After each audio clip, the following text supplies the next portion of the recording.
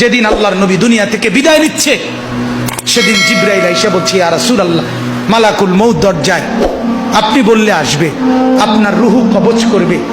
আল্লাহর নবী বলেন, আল্লাহকে জিজ্ঞেস করো জিবরাইল, আমি যদি আমার আল্লাহর কাছে যাই, আমার উম্মতের সাথে আমার আল্লাহ কি আচরণ করবে, ওটা বলো, তারপরে আমি যাব।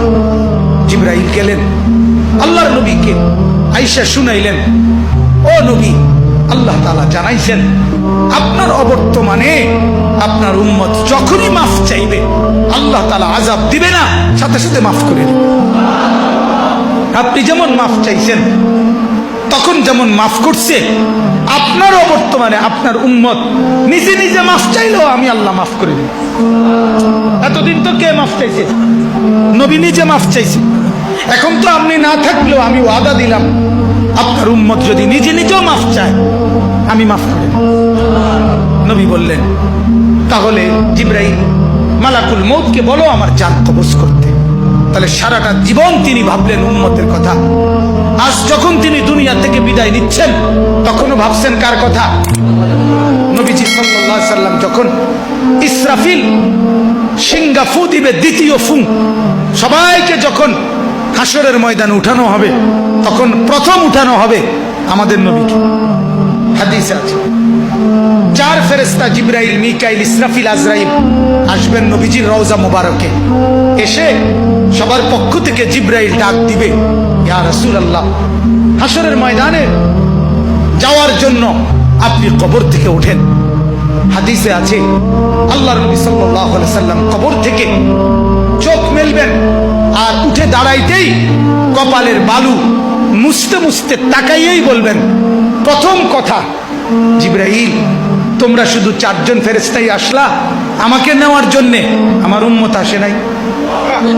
আমার উম্মত কোথায়? আমার উম্মতের হালাত কি? আমার উম্মত কি আমার বর্তমানে জাহান্নামে চলে গেল নাকি?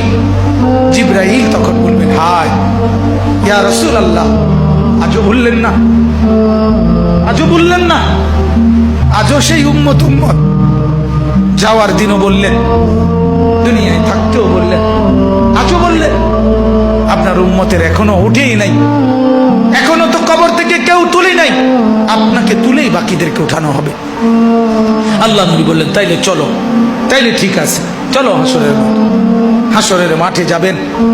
সমস্ত নবী আদম থেকে ঈসা এবং উনাদের উম্মত কিয়ামত পর্যন্ত, আমি সংক্ষেপে বলতেছি, সমস্ত নবীর উম্মত, নবীরা শুধু এক কথা বলবেন হাসরের ময়দানে, ইয়া রব্বি নাফসি নাফসি, ইয়া রব্বি নাফসি নাফসি, আয় আল্লাহ আমাকে বাঁচান, আমাকে বাঁচান।